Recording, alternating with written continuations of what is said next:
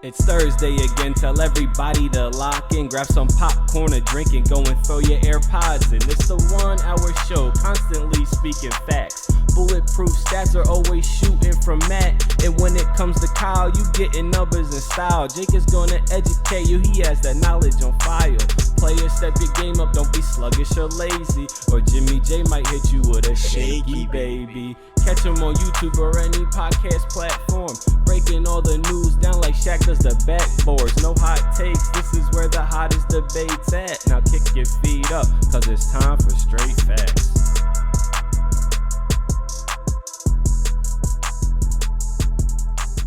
What's going on, y'all? Welcome back to Straight Facts, a sports show that educates and entertains, brought to you by the Up On Game Presents Networks. It's my guys, Jake Galley and Stat Matt Robinson with me. We in the home labs again. Ain't nothing wrong with it because you get a little cozy at home. Our guy Kyle couldn't join us today, but we gonna hold down the fort for him. But guys, how we doing? Because we got a week of real basketball under my belt. What am I talking about? I got two Sixers fans with me right now. I know exactly how y'all feel. Yeah, I know exactly how y'all feeling right now. Go ahead. I'll give you all a little time before we get into it. Well, I mean, tonight we have Harden. When we're recording this on Wednesday night, we got James Harden about to rock South Philadelphia. Believe that. I cannot wait.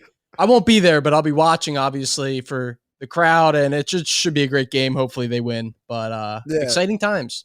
Hopefully those ticket prices are high, and those fans are going to get their money's worth too. Because Harden's going to put on a show. The Knicks defense is terrible. This might come back to bite me, but we're going to put up 130 tonight. It's going to be fun. On the Knicks should be impressive. Yeah, if my guy Chuck is listening, he said in the group chat today, hammer all overs on any Harden bet, any Sixers bet. He said hammer all of them. I totally forgot this. I hit like a $5 to win $300 parlay on the Sixers Timberwolves game, like some 6-way parlay. I hit big hit. Let's go. We love it. All right. We had a great start. We're going to parlay this conversation right into our first topic because you see what I did there? Because it makes perfect sense. I know we don't hit on narratives a lot in this podcast, but coming out of the All-Star break, our first episode out of the All-Star break, it's time to address those things because the NBA got shaken up a lot. And you guys, as Sixers fans, haven't gotten to talk about the seemingly match made in heaven that is Joel Embiid and James Harden right now. It's the first thing we're going to talk about. And the big question is right now, are they now the best duo in the NBA? Is Embiid Harden like we talked about off camera, Jake? 3-game sample size, but conceptually, are they the best duo in the league right now? The best 1-2 punch? Like they have to be, right? I can't even. Maybe I don't know if I'm overlooking anyone. Like the Lakers stink. You would want to say LeBron and AD. Kyrie doesn't play all of the games, and KD isn't healthy. I mean, Kawhi and PG might be up there. They're not healthy. So, like, this year? You go down to, It's pretty simple. Joel Embiid this year is the best player in the NBA. Right. James Harden, now that he's trying, is a top 10 player in the NBA. Right. That and the fact that they are a guard and a center that mesh perfectly together, there's no one close when it comes to a duo. It's Morey's been dreaming about this ever since he got the Sixers job, and now he's living his dream. Yeah. I mean, he hit the nail on the head with it, right? Because we talked about the trade, when it went down before Harden hit the court of like, can it work? Because in our heads and on paper, we knew this was, something that obviously scheme fit was going to be perfect, but when it hit the court chemistry wise and basketball wise, would it work? And it looks like after the first 3 games, like timing's the only thing that's got to get worked out, right? Everything else basketball wise is there with these two. Well, what's incredible is Joel Embiid, granted, he's obviously like super gifted at basketball. So it was never a question of, can Embiid really actually run a good pick and roll? But he hadn't ever really done it a ton because they didn't really have the ball handler for it. You'd rather have him in the post. Now, literally just like throw stuff on the wall and see if it sticks is leading to it's only 2 games, small sample size, but they're 2-0 with winning margins of 31-16. And that's not knowing what not having any chemistry really built on the court. They're going out there and it's working. So the early returns are very promising. I do think they still have some holes that they could fix a little bit. The defense hasn't been perfect at times, but that I think is to be expected. Now, I don't want to downplay the Timberwolves game either, because the Timberwolves are a good over 500 team, and there was a road game, first game playing together, and they just annihilated them, embarrassed them in all facets of the game, 131-102, and it's just the beginning. They're unguardable. The only way you can beat the Sixers team is by matching them offensively, which is something only I think KD and Giannis are able to do. To be fair to the Timberwolves, they were coming off of a back-to-back. So second leg of a back-to-back, when the game starts to get away from you, I think guys tend to let go of the rope. But I can't disagree with anything that you said. I think initially we were talking, James, I think it was you and I, maybe it was me and Kyle, before one of the episodes, like, if Embiid does get Harden, I think that hurts his chances at MVP. After seeing 2 games, I don't think that is not true. No. Harden helps Embiid's MVP case. There's no food being taken off of Embiid's plate, and that's great because what everyone remembers is Harden comes in and likes to score the ball, has this high usage rate. What everyone forgets is that Harden comes in as a facilitator too, right? He comes in as not just the scoring guard, but more of a point guard and a passer. You could see it in the half court. You could see it in the full court as well too. Passing lanes are wide open now because attention is drawn back to the ball handler, not just by one person, not just by the on-ball defender, but by all help, by all wings. All attention is there. So passing lanes start to open. There's still room for Embiid to work. I mean, in the 2 games they played together so far, he's got 34-10 and then 37-9, plus 25 from the field or in the box score, and then plus 18. And then there's still room for Harden to go too. 27, 12, and 8 in the first game, and then a triple-double, 29, 16, and 10. And these aren't 10, 10, and 10 triple-doubles, 10, 11, and 12 triple-doubles. He's still 29, 30-point triple-doubles, which just goes to tell you that there's enough air in this ball. There's enough movement in it. Stat Matt has the biggest smile on his face right now because it's just music to your ears, right? Like, when's the last time you legitimately had a guard in Philadelphia that can do this, that can facilitate the way that Ben Simmons could, but then also shoot and score the way you wanted Ben Simmons to? AI had a peak year, probably like 06, where he was roughly that. Last time you saw it was the braided one. And Harden's rocking the braids right now. And it's so simple, yet so many people didn't see it. The Sixers, all they did, just from a basketball point of view, they looked at their starting lineup, they saw Seth Curry, and they replaced Seth Curry with James Harden. And the fact that people didn't see that as oh my God, what a slam dunk move at the time, that is just baffling to me. Yeah. Because all those possessions where it was 5 seconds left in the shot clock, get the ball, we'll give the ball to Embiid, he'll get triple teamed, and he can do a miracle or not. All those, you have Embiid and Harden's one of the greatest isolation players when he needs to be in modern history. Mm-hmm. And he can do those possession said, he'll do a step back 3. And that's such a luxury for someone like Embiid. And we're talking about his MVP chances. That's going to help his efficiency stats because he won't be forced to force up shots late in the shot clock just because he's the only guy that can do it. Yeah, and to me, a point of maybe concern down the road, but for right now, it's like, oh my goodness, eye-popping type numbers. Again, small sample size, but we talked about the space that it creates for Joel Embiid. The stat that I think points to that the most, average over the last 2 games, Joel Embiid has averaged 20 free throws a game. Average in 2 games, granted, 20 free throws a game. They can't stay in front of him. If it is 1v1 and there is gravity elsewhere on the floor, which was my point pretty much the entire time of like why Ben Simmons should shoot, why they might need someone other than Ben Simmons. Like, could you imagine if Embiid had been doing this for the past 3 years, how we would be talking about him in terms of the pantheon of the NBA? I don't know. But point of concern, reason I say it's point of concern, that goes by the wayside in the playoffs. You get bludgeoned in the head, bludgeoned in the arm while you're going up.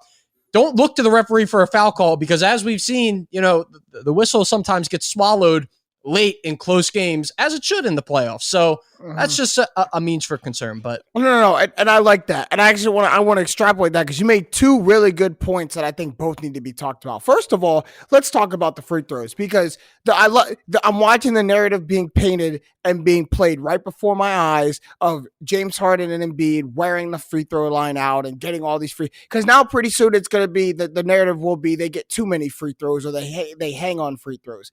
One thing about this, having free throws means you got fouled. And getting fouled means you can't guard me. If you have to send me to the free throw line 18 times a game, 20 times a game, it's because you cannot stay in front of me. And when I put you in the most deadly combo move, this high screen and roll with Harden and Embiid, you got to foul one of us. If not, it's a bucket. And mess around, you foul us, and it might still be a bucket. Like, so that's what this is telling me. Like, yes, I do think you're right. Or I do think there's a point to be made of like the surprise factor of look how many times they're going to the free throw line. But one, this isn't new in Harden's game. And drawing fouls isn't new in Embiid's game. And there is an art and a skill to it. There are players who make a living, my favorite player included, make a living on knowing how to draw the foul. So like when people say, "Oh, Harden's hurting the game because all he does is try to draw fouls," it's like he's probably the most aggressive in trying to do that. But you're saying if you say that, it means you don't remember watching Iverson. Iverson used to exaggerate contact all the time. Wade won a finals in 2006 because he exaggerated contact and got to the line all the time. It's something just because he isn't like as exciting of a player as Steph, people like really ridicule him for that. And it's like, I'm so sick of people. Like, I see all these idiots on Twitter like, oh, if you took away his free throws, you did. If you took away Embiid's, it's like, stop fouling me. Stop fouling me. Yeah, it's like, oh, if you take away John Stockton's passing, he's really not that good of a player. But why I get mad at that, Matt, is because fouling isn't something that Embiid doesn't drive a wide open lane and scream, "Oh, I got fouled," and decides to go to the free throw line. Because you fouled me. If you don't want me to go to the free throw line, don't foul me. But you're gonna get dunked on if you're okay with that. Yeah, but sometimes in the playoffs, I mean, they do let like the light contact on the arms go. Yeah. And to your point about Steph Curry, no one exaggerates contact going to the rim more than Steph Curry. If you nudge him in the back when he is going for that scoop layup, that's an and one. You have gifted him an and one. So the top players in the league all go to the well to try and get free points. And why I think this year, in terms of we talk about playoffs, and we can move on to our last point after this, but like, it was cool when you stuck Al Horford and say, oh, we got some help. Okay, I'll slide over, Tice. Oh, we're going to stop and beat. There's none of that anymore. You can't do that in the playoffs anymore. There's a different, like I said, there's a different gravity on the floor that it's going to allow a different type of freedom. And I can't wait. And there's one of my favorite players who we could talk about here who's also benefiting a lot from these two.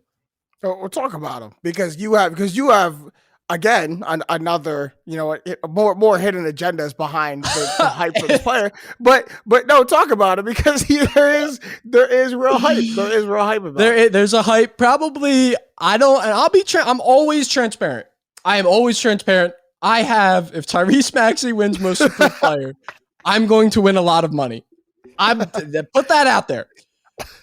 Aside from that, when we look at the numbers, when Harden has been inserted into the lineup, Maxey in the past 2 games, 10 field goals per game made, I think out of 15 attempts per game, and he's also averaging 24.5 points per game. So like he has become the number 3 go-to, what Sixers fans had kind of hoped Tobias in a way would become with Ben. A third, go get me a bucket.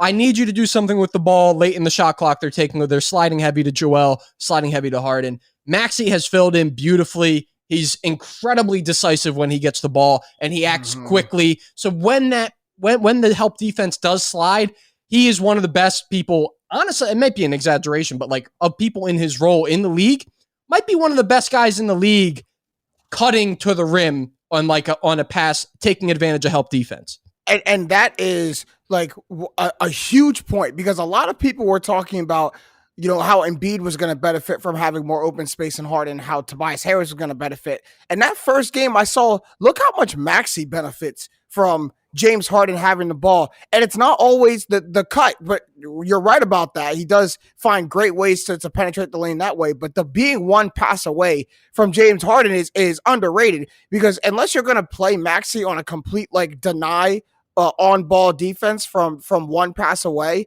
he's going to be able to get the ball and have room to operate, because you're going to have to play in that help defense for James Harden's drive. And there were so many times where you said Tyrese Maxey gets the ball and acts quick and goes right by a defender, because that defender is sagging off, just preparing for James Harden. That's the open lane Tyrese Maxey is going to have. And I'm going to be honest, I didn't expect him to be the third staple of this big three. And I think it only took 2 games to realize that it's Tyrese Maxey that's the third part of this big three and not Tobias Harris. That worries me for Tobias Harris, encourages me for Tyrese Maxey. But I think that worries me for Tobias Harris, because I'm seeing very few spots where he fits into, the long term of the Sixers plans. Hey man, I see spots where I see more spots for Shake in the offense than I see for Tobias at moments. Seriously.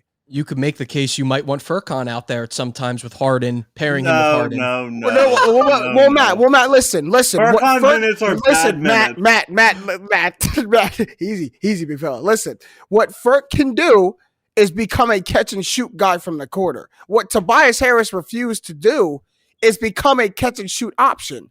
And you can't on a James Harden and Embiid offense. I don't think he's going to be able to get the ball in his spot, which he wants, and put the ball on the floor and go create.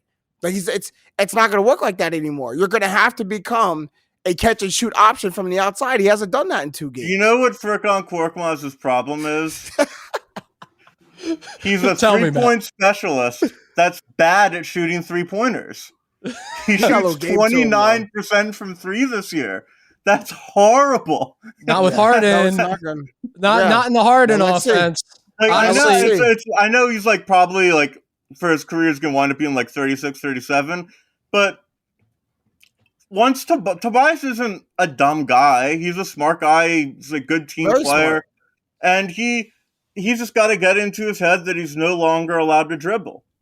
And once it's not just so. Okay, if you're not Joel Embiid or James Harden, you get 3 dribbles max before you get 3 dribbles. Yeah, you are a 3 dribble limit. Yeah, 3 dribbles, make a decision. Yeah. I just want to, before we can move on to the Western Conference team after this, but it may not be the craziest thing to move Tobias Harris to the bench, because I used to think this is how Tobias Harris fits into around Joel Embiid. Oh, well, if we got a shooting guard, if we got a good guard, this is how he would fit into the now seeing it, I don't really know. I don't know. All I know is Tobias Harris has success on bad teams, and you can put him out there with a bad team. It's called your second unit, and you just let him run wild. So let him do whatever he wants. That would be my solution. Free range. That's what he needs. Let Tobias Harris loose in a big field and let him run around with the kids. Let him be Montrezl Harrell with a little bit more game. Oh my goodness. All right. We'll move quickly before we move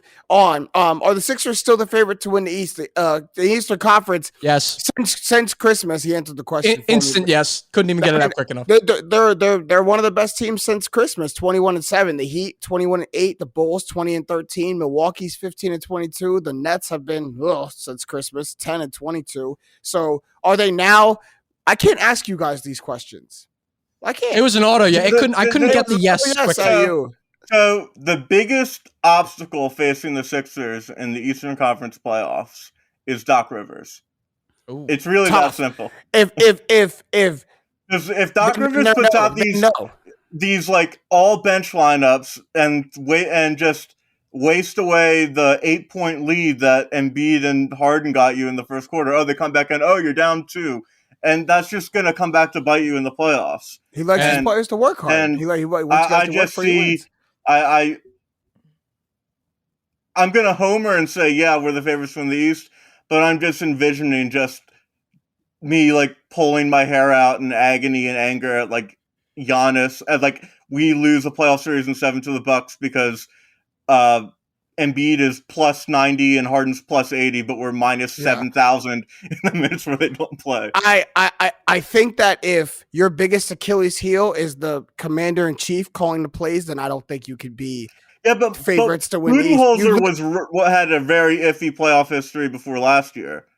Very iffy, and being the Achilles heel are two different things now. Like you like if Doc Rivers is your biggest hurdle, then that's tough. But I also don't think, I think the Miami Heat probably still should be the favorites to win the Eastern Conference. They're doing what they're the number 1 seed and they're still flying under the radar. Like still not being talked about, and they like it that way. They are the one team that I was going to mention at the end. When you look at who can guard Embiid in the East, maybe you could say Bam Adebayo. Who could guard Harden in the East? Maybe you could say Jimmy Butler.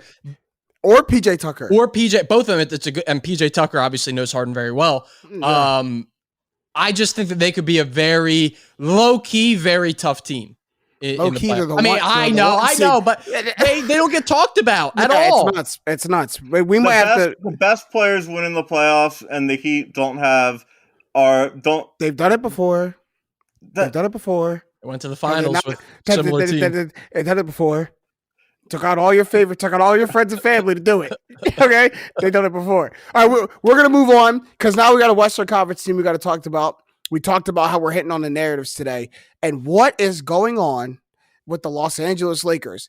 Now, to be fair, when we talked about the 5 things you needed to know about the first half of the NBA season, one of them was that the Western Conference looked unfamiliar. And our supporting detail was that the Lakers' struggles were not going away. They have not even gone away. In fact, they look a lot worse. They look terrible. They got blown out by the Pelicans a couple nights ago.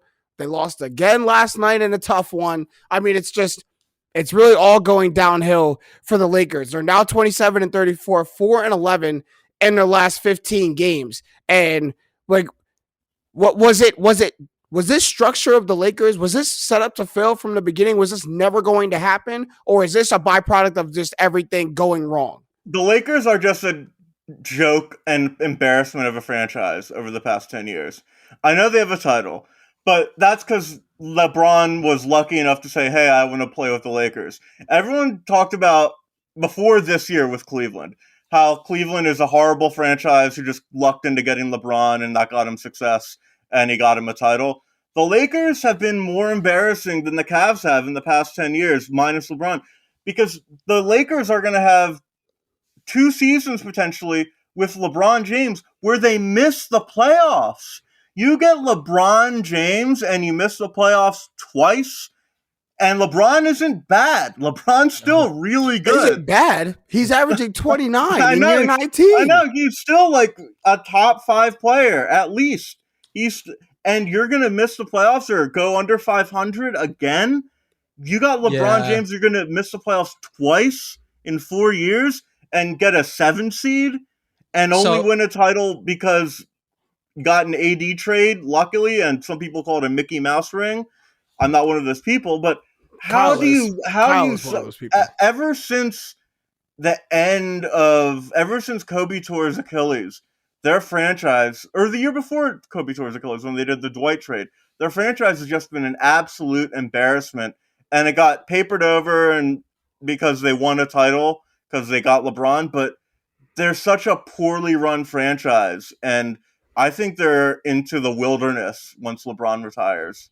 Yeah, James and I were talking about that actually on the way home, and we'll get to it, I guess, before we move on. But it's going to be interesting to see how the LeBron James / Bronny sweepstakes play out. But I would imagine, and I think, Matt, you pointed out, like 2 years you don't make the playoffs, and then the other year, I mean, they win the finals the 1 year, but then the third year, they get bounced in the first round. And I know that they were injured then, but this is a really bad look, as you said, for the Lakers franchise. And like on top of that, what's so sick about all of it, they were probably, I'd say, a top 3 seed, almost guaranteed, if they don't do the Russell Westbrook deal and just do the Buddy Hield deal. Like all of their problems are solved.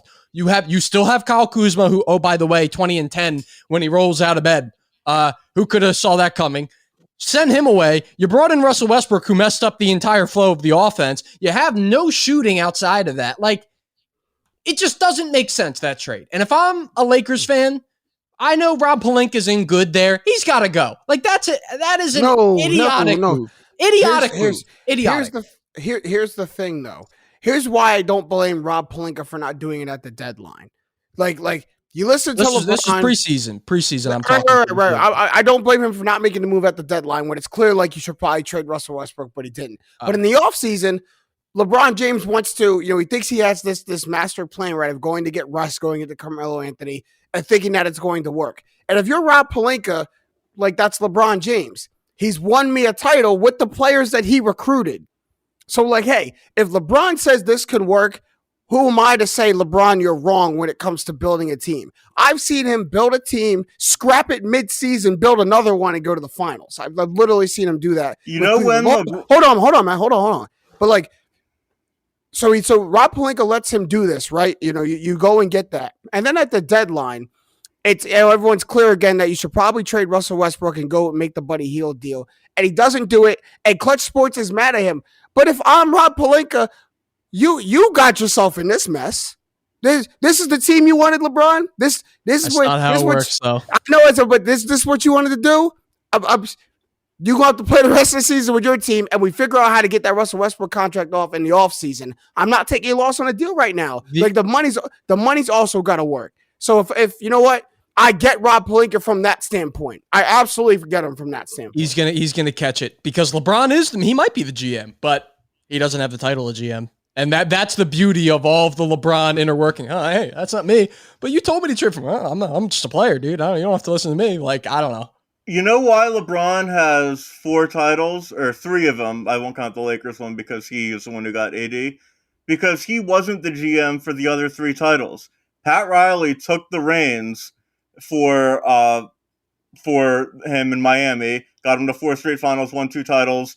He wanted Spo fired his first year. People forget that. And Spo's one of the best coaches in the NBA, and he's still the coach of the Heat. And he won in Cleveland because when he left Cleveland, they got Kyrie Irving. That's why they won in Cleveland. I know, like, J.R. Smith and Richard Jefferson were, and Tristan Thompson. Tristan Thompson was already there. And, like, he did some, like, not off the books, but kind of, like, little moves here and there to change things up, especially his first year. People forget he played with Dion Waiters for half a year, his first year of Cleveland. But the main reason they won the 2016 final, other than LeBron, obviously, is because they had Kyrie to go with him. And LeBron didn't recruit Kyrie. The AD one's different because he's the one who got AD there. But they were able to get AD because the Lakers had built up a decent amount of young talent with Brandon Ingram and Lonzo Ball to make that trade. And if you're trying to be a really good GM, you have to put your foot on the ground, like, hey, LeBron, you signed a 4-year deal with me. I'm the GM. I'll take all your calls, but I don't want Russell Westbrook. That's all I got to say. I mean, and also why I don't blame Rob Pelinka is I think at some point someone did have to put that foot down with LeBron, not named Pat Riley, not named Pelinka waited too long, though. Oh, I mean, what you want, man? You want to kick it either too? You asked him to put his foot down. He puts his foot down at some point. Like, I don't blame him for trusting LeBron to build a team to where he sees fit. But I also don't blame him at the end of where it's clearly not working, of putting the foot down and saying, you're done calling the shots. Like, yes, maybe the Buddy Hield move is a good move for you to make, but you and Clutch Sports are done calling the shots. Like, I'm done doing what you say to do. It's not working anymore. So at the end of this season, I'm going to take it back. We're going to go completely back to the drawing board, and I will figure out how to get this team better going into next season. This is your team, though, buddy. And to all of this, we're still in a play-in spot. So the season isn't over. AD comes back healthy. You go on a mini run at the end of the season, and you end up the 8 and 9 seed. You get in the playoffs, and who knows what happens. But no, I understand why the team is set the way it is. But the other point I wanted to make is I do think it's interesting that it's at a retrospective look. This may not be as much of Russell Westbrook's fault as we thought it was. Like, think about it. Russell Westbrook has Russell Westbrook. He is not the only one that is playing badly. Name another person. No. I don't. Name someone on the Lakers playing well besides LeBron. No, I don't disagree with that. Even Russell Westbrook is now in a reduced role. He's playing less important minutes. He's not in closing lineups. And are the Lakers improved anywhere, Jake? Are they improved anywhere? No, but the same reason it's his fault is the reason it was Ben Simmons' fault for things not working. It's what you aren't, not what you are. You know what I'm saying? It's like, you're not like, if instead of you, we used your salary to get like a $20 million a year shooter, $20 million a year, right. Wing, we'd be much better. And instead we have you who has huge overlap in terms of like skill set with LeBron. You need the ball. You are a facilitator, like to go downhill towards the rim. It's just, I don't know. It's not, you're right. It's not all his fault. And it might not even be mostly his fault. It might just be a group effort there, but he's going to come down with the majority of the blame because he's Russell Westbrook and we're straight facts, and that's how it goes. Not just that, but a lot of it does come down to we're paying you $40 million this year, and I'm not getting close to $40 million worth of output. So I like the way you put it. It's, it's more of what you aren't than what you are. But from my point of view, as we're maybe a month and a half into this new Russell Westbrook playing style within the offense, I don't. It's like, man, it's not. It wasn't Russ. Yeah. It wasn't Russ.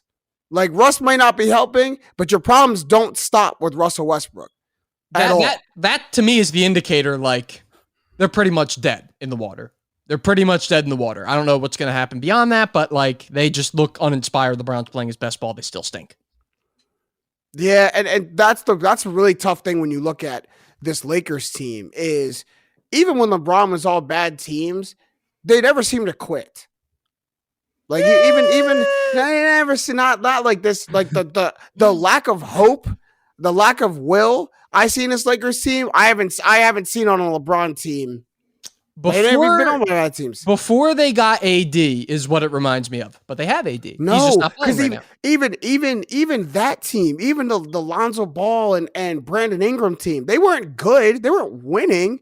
They didn't look miserable. Yeah, that's like fair. This team looks miserable. Looks like taking the court is an obligation. I also think Anthony Davis won a ring and was just fine afterwards. Yeah. I won a ring. I'm not gonna like I wanted to win a ring in the NBA. I won a ring in the NBA. Great. I'm satisfied. I'm gonna go on cruise control the rest of my career. All right, let me get my bag. That's exactly how he's played. Cruise control probably gets him into the Hall of Fame. Like if you just keeps the trajectory of what he's doing, probably gets him. And to him, big picture, man. That's what I did it for, right? I got in the Hall of Fame. I got my ring. I might get my Defensive Player of the Year if I keep going like this. Like hey man, I'm gonna go. But I do think, I kind of agree with you. There's something to be said for AD getting a little content in that space. And I mean, everyone has a finals hangover. His might just last to a part 2. His entire career. And a part 3. Yeah, it's his might go on. But so quickly to wrap up the Lakers talk. I think this is a pretty easy answer, but I guess I have to ask it anyway. Is it throwing the towel time for the Lakers? Because I do hear reports of trade LeBron now, of shut him down or shut everything down, and I can't. Realistically, I just don't see a world where that happens. But is it time to pack it in? They should trade LeBron in the offseason. Yep, that's what I told James when we were driving in the car. Absolutely the best option for the Lakers. They have no shot of winning a title as they're currently constructed. The functionality of it. How does that even work? Could they get Brad Beal for LeBron? Like, what is LeBron's value even? He's never been traded. He's old. Can you value LeBron? What would you give? I have LeBron James. What could you offer me for LeBron James? I'd give up Harden for LeBron immediately. Not enough. Nah, what do you got, Jake? I wouldn't. If I am Cleveland, that's not enough. I was gonna say like maybe you go some combination of like a ton of picks, Garland, Markkanen, or not Garland, Sexton, Markkanen. Yeah, it's not enough. I mean, but if he's gonna walk for nothing, they might as well take a package like that. They might as well. Because he did say he's going with Brown, and actually that is one thing. So to answer your question, they should, but they won't. The GM will probably want them to lose as many games as possible. As long as LeBron is out there, that's not possible. So unless LeBron gets a little injury and he's out for 4 or 5 or a couple weeks, shut him down, then maybe, then it's definitely tangible. But as currently constructed, no, not without more players being out. Colin Sexton, Larry Mark. Yeah, no, honestly, we're gonna scrub that from the pod. Scrub it from the pod. But anything, what could you offer me that I'd be like, yeah, I'll send you LeBron James? Harden, they would do in a millisecond that. if it was Harden. If they said Harden, it would be a millisecond. Yes, they would. I don't think there's a world where the Lakers could. Chris Paul and DeAndre Ayton. What? And then you get Booker and LeBron to play together. I don't. Suns wouldn't make that trade because they're happy where they are. Yeah, right. No, there's no reason to make the Lakers stronger. And make the Suns maybe weaker. Like you lose the identity of your team right there. LeBron comes and brings a whole different identity to the team. I don't know. I just think that trading LeBron comes with karmic retribution. Like that's almost like a Babe Ruth level type trade. Not at this point. Yeah. He's gonna play for 2 more years. No, they said that about the Bambino. Yeah, well, I think LeBron's going to play one more year. His son will get drafted one more out. Jake, what are you talking about? See, here's where it's like the Pats letting Brady go. That's what it is. It's here. But what happened? No, but he wanted a championship with their team. No, but the Pats weren't going to win with Brady because the Pats were really poorly constructed at that point. So the Pats could not have won the Super Bowl. You tell me right now if the Patriots didn't regret letting Tom Brady go at the last. He won a Super Bowl with the next team he went to. Yeah, but they would not have won a Super Bowl. And they had Cam Newton. They wouldn't have won a Super Bowl. They would have been better. They would have been better. They could have been better. This is a whole different conversation. It's a whole different conversation. But what I was going to say is he's averaging 29. Yeah. And this is the trap we fall into because he's on a bad team. If the Lakers were good, if AD was healthy, Russ is playing as he should, and the bench is producing, and the Lakers are good, and he's averaging 29, he gets the oldest MVP in NBA history, and everybody is saying 5 years, he can play 10. At the same output, if he had the help that he needs to. Yeah. The exact same game, the exact same styles, the exact same highlights, literally the exact same as Brady. This 2 years extends to a 5-10. No, but he doesn't really try on defense. He's not the same player that he was 5 years ago. And I think fine. That was. Did I say that? That was nowhere near. That was none of that part was in my range. No, if the Lakers are a really well constructed team, I still would say LeBron's not better than Joel Embiid right now. Also, that was also not what I said at all. No, but you're going to give him the MVP. If you're going to give him the MVP, he's a tier below MVP. He's no longer an A+ player. He's an A player.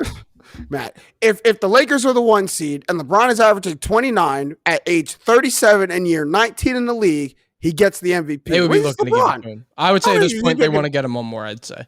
They give him the MVP, no doubt. Yeah, I think the Brady comparison is very apt just because Brady could have played 5 more. If I told you, Brady played for 5 more years, he probably would be about as good as he's been for the past couple of years, 2 years. I mean, he should have won MVP this year. Right, exactly. And I think you could say the same thing for LeBron, but what it will come down to is he'll play a season with his son, and that'll be that, because he could play for another 10 years and be this good, but it's just at a certain point, what are you doing it for, is how I view it. We are really overlooking averaging 29 points in your 19th year in the league. It's almost a Wiltian type thing. We are really, because I think we're failing to fathom how crazy that is. We're not putting it on the pedestal that they should. I don't know what player, any player who's averaging 29 points, can DeMar only play 2 more years? Well, he old and averaging 29. That's what I'm saying. He can play for more than 2 years more, but why? Why would he? That's just at the point of the career he's at. What hasn't he done? Once he gets the points record, see you. Goodbye. I think he's going to be heading off. He's had nothing. He's had quote unquote nothing to prove for years now. Exactly. Put him on my point is put him on a good team. The Lakers are functioning the way that everyone thought the Lakers would, and we're not having this discussion of he's being done in 2 years. We're probably not even talking about the end of his career. I don't know. We're talking about LeBron and a 4 or 5 year stretch. But you bring up Bronny, and that's a fun conversation that you and I were having off camera as well. Because I do want to state this. I haven't stated it on the pod yet. LeBron is a genius. LeBron is an evil mastermind. Because not only did LeBron guarantee that his son gets drafted, LeBron may have guaranteed his son to be a top 5 pick, maybe the number 1 overall pick, with the statement of saying, I'm going to play my last year with my son wherever he is, put his son in the league. Dude, if anyone was wondering if Bronny got the skills or if his game could translate to the league, none of that matters anymore. It doesn't. Because if I draft LeBron James Jr., I get LeBron James Sr., and that justifies the draft pick. That right there, that justifies the draft pick. I think it was. I think there's a caveat. I don't think. No, I think it was on purpose. I really do. I think it was purposeful that he did that. And I think he's a genius for that. I don't think LeBron's going to spend like his last year in Sacramento. If his son's there? No, I think he's going to tell Sacramento, hey, I'm not going to play with you, so pick the other prospects you want. Well, I think he'll do some backroom deals there. Make sure he goes to a place where he wants to live for a year. That is actually a good point. That's fair. But like when people are like, "Oh, no, he's not good enough to be picked in the top 10." How about this? Go ahead and ask Sacramento. Hey, would you trade Nick Stauskas, the 8th overall pick, for 1 year, one year of LeBron James and whatever his son ends up being in the NBA? Would you do it? They would. Like, I couldn't do it quick enough. Again, like the insta yes earlier in the show. It's like an insta yes. So I think his son's going to go top 10. I do believe his son is going to go top 10 to a team that had a down year, shouldn't be there. Maybe it'll be the Lakers. If his son's coming out this year, it would be the Lakers. They would have like a top. I actually don't know their pick situation. Oh, no, they gave away all their picks. Never mind. They gave away all their picks in the AD deal. Never mind. But points. I see your point. I think the Hawks or something like that. The Spurs, because they're on the downswing. He could play with Pop. Oh, I don't know if he's going to San Antonio with Popovich. I don't know if he's doing that. I think Bron respects Pop. Playing for Pop and respecting Pop are two totally different things now. Might be good for him. Pop kind of owned him in the playoffs a little bit. Best coach to game plan against LeBron in the playoffs, I'd say. Yeah. All right, we're going to move on to the second part of our episode because we had a lot of good discussion here, but now we got to talk about what all these teams, what at least the Lakers are aiming to get into, and that's this lovely play-in tournament that everyone talks about. Love it or hate it, it is here in the NBA. So we're going to go to both conferences, the East and the West right now. Early play-in predictions for both conferences. So whoever wants to start can start. We'll go to the Eastern Conference first, and then we'll go to the West. So for reference, right now, the 7 through 10 seeds, and then the outside's looking in. The 7 seed is the Raptors at 34-27. The Nets are the 8 seed, 32-21. Hornets, the 9 seed, 30-33. The Hawks are the 10 seed, 29-32. And the Wizards are the 11 seed right now on the outside looking in. 1 game behind the Hawks at 28-33. So, Jake, go ahead. Give me your Eastern Conference play-in tournament. Yeah, I think we can expect to see a little bit of an uptick from the Nets in the 7 seed. You have them out, or actually, I won't spoil. I already did. It's too late.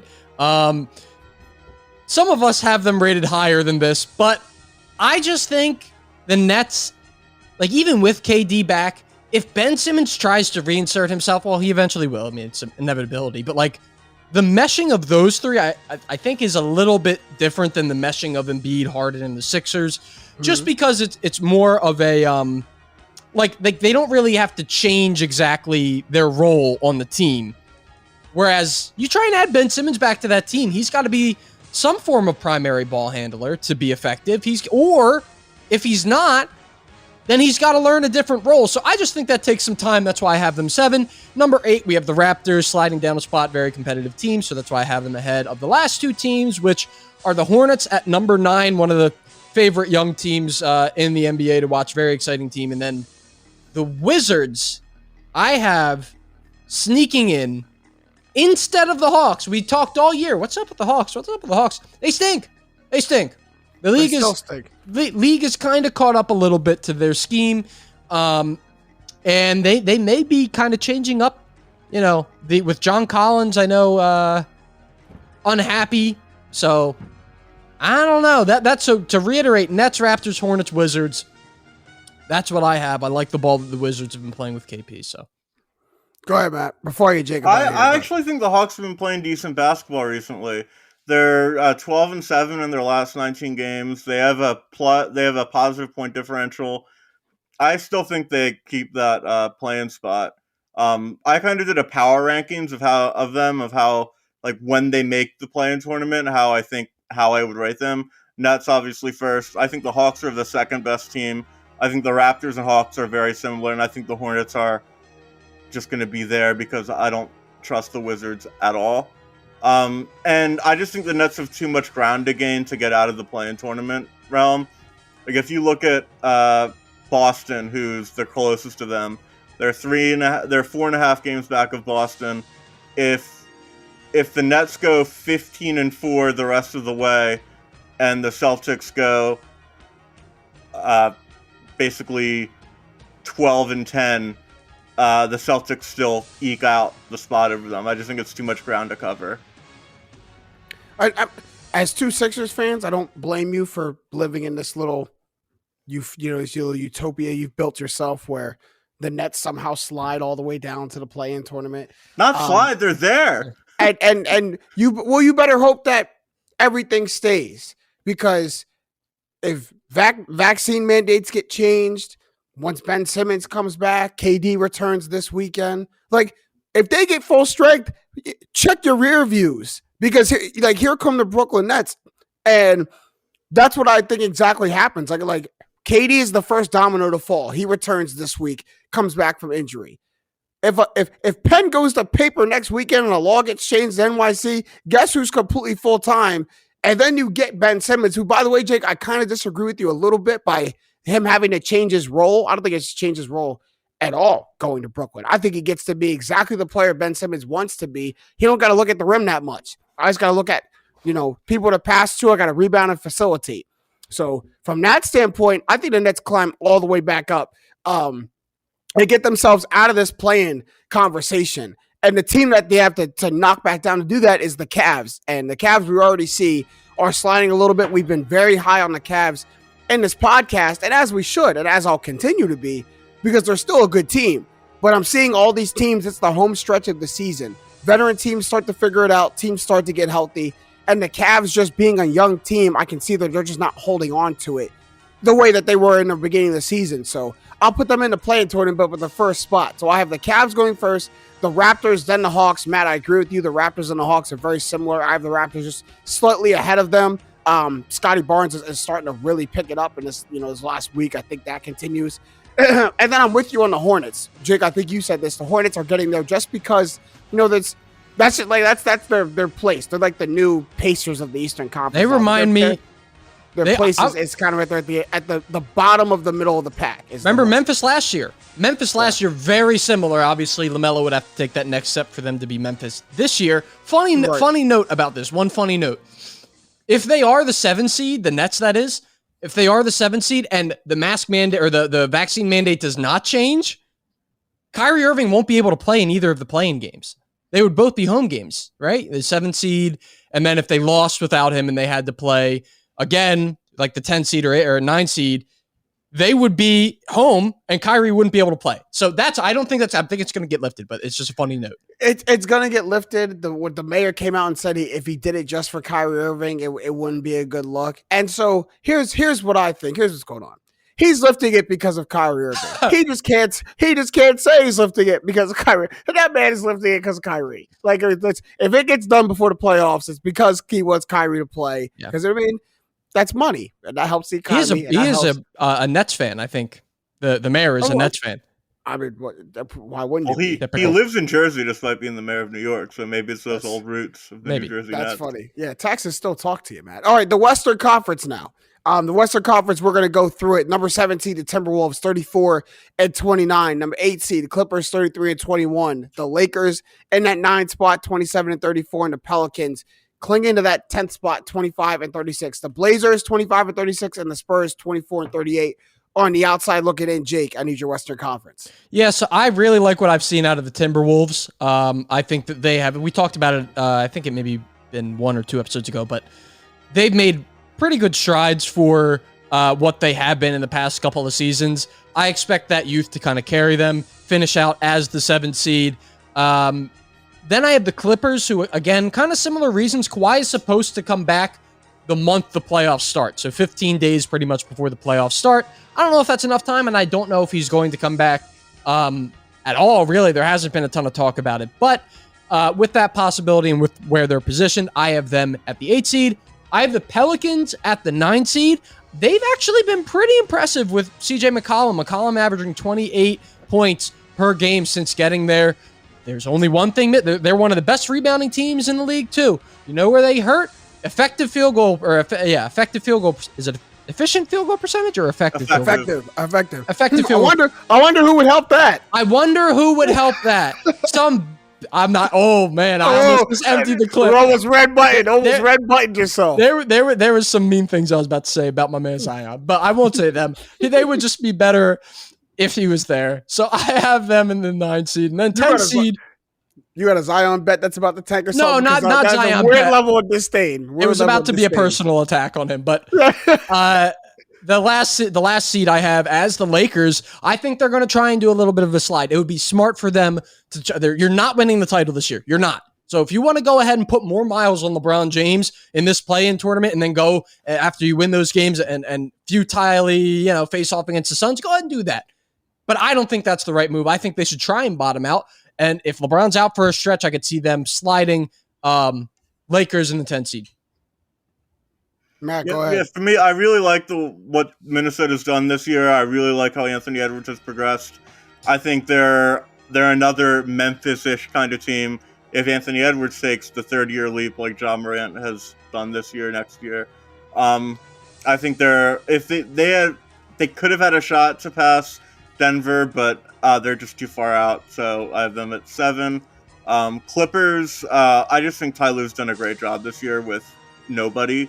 All things considered, right? Yeah, all things considered. Have a winning record despite only having Paul George for 26 games and no Kawhi. There should be some Coach of the Year conversation about him.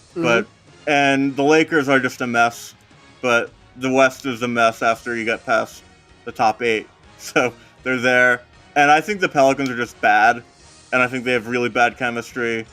And I just think the Spurs, their competence and everything will kind of put them into that final play-in spot. For what it's worth, I actually did have the Spurs where the Pelicans are, and I was like, nah. Their advanced stats are ugly. Yeah, and I'll get to why I made that decision too, Jake. But for mine, we both or me and then you two have the Clippers and T-Wolves flipped. I have the Clippers first, and I agree with you guys about what's been going on in Minnesota. We highlighted them.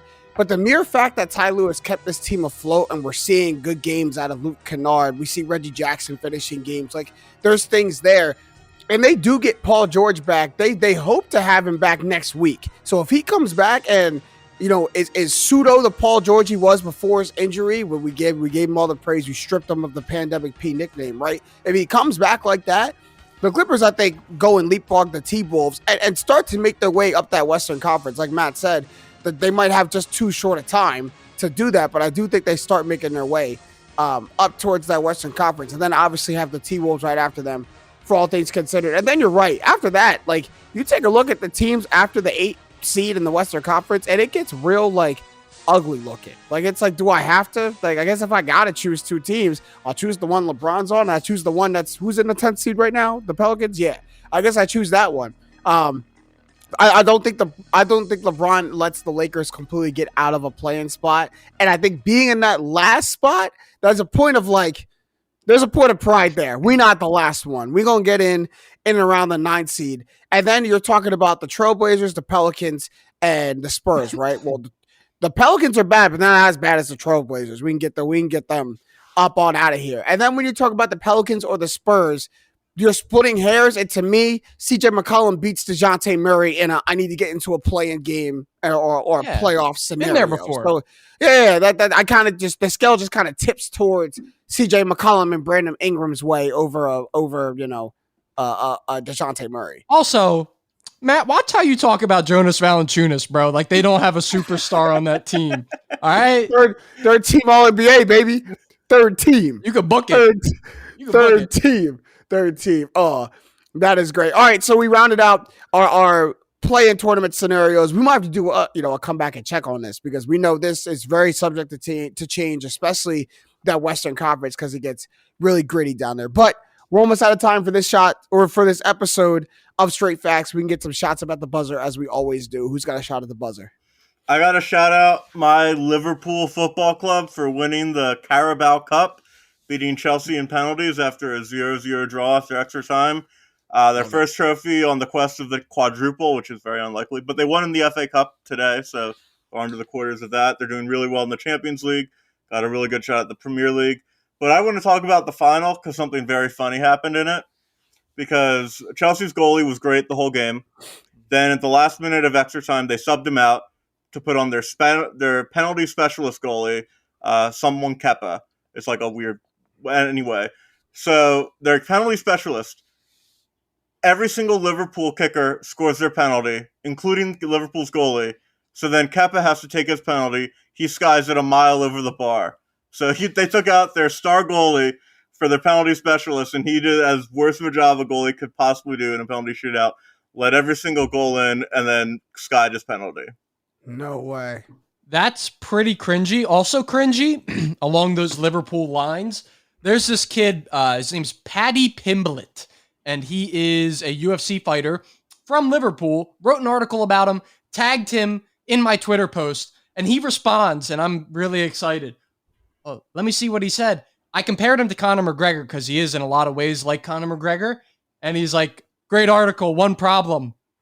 I'm Scouse. I'm not from Ireland, which I guess is Liverpool. The Scouse is Liverpool, yeah. And I have never heard that before. But that's just so typical of something that, finally, I get a UFC star to respond to my tweet. Oh, he's correcting a major error I should have never made. Really, really quick. I'm about to get turned at JD McGillicuddy's and watch Harden pour in some buckets. I cannot wait. There you go. Is that your quick at the buzzer? It is. Harden might hit one at the buzzer tonight. Really quick, I'm sorry to end this on a sad note, but I heard about this on my drive home from work today. My thoughts and prayers are with the Stanford women's soccer team. Their captain tragically passed today. I haven't been able to read up on exactly what happened. I just saw the Bleacher Report tweet, and it said that she passed. So my heart goes out to all the members of the Stanford, not even just women's soccer team, but athletics team, all the Stanford faithful, and anyone who was affected by that. I really hope that, her family and everybody will be able to, just to be strong around this. And then just make sure you hug, your friends and family, your loved ones just a little extra tighter tonight. Tell the people in your life who you appreciate that you appreciate them, you love them, because just freak stuff happens, man. I don't want stuff like this to get me to go overboard, but it really shows you that, life is fleeting sometimes. So appreciate you boys for what we do here on the podcast. Yeah, all my friends and family out there. Yeah, love y'all, man. Love y'all. But that's all the time we have for this episode of Straight Facts. It was a good one. Shout out to our guy Kyle Sirik out there, who I'm sure is tucked in cozy and ready for the tip-off of this Sixers game. For everyone up on Game Presents Network, and for my guys, Jake Galley and Stat Matt Robinson, I am James Jackson. These have been the facts. Straight up.